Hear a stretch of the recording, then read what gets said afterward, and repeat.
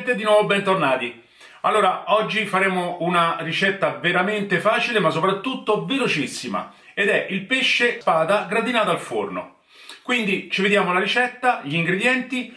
Io quello che vi darò i pesi, perché le bistecche di pesce spada che ieri ho preso erano molto grandi. Ne vedete due, ma in realtà ci abbiamo mangiato in quattro. Quindi io vi darò il peso esatto in modo tale che così non vi potete sbagliare. E se per caso siete capitati per la prima volta qui nella mia cucina, cliccate il pulsante rosso con sopra scritto iscriviti, e se cliccate anche la campanella rimanete aggiornati sulle mie prossime ricette. Noi ci vediamo alla prossima. Buona giornata a tutti!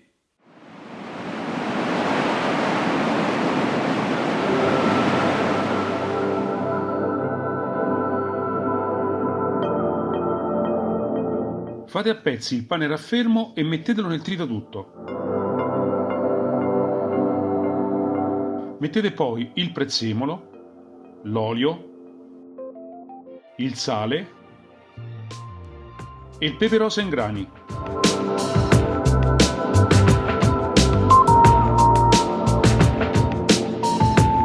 Tritate tutto finemente.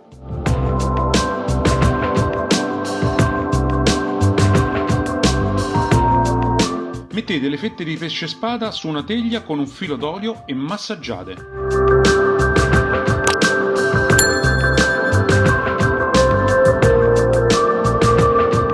Metteteci sopra il trito fatto in precedenza su tutta la superficie.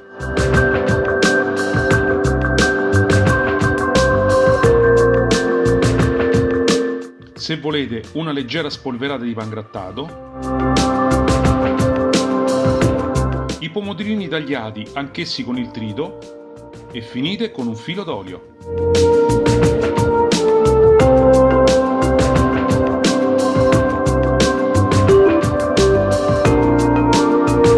Ed ecco a voi questo splendido e gustoso pesce spada gratinato in forno. Buon appetito!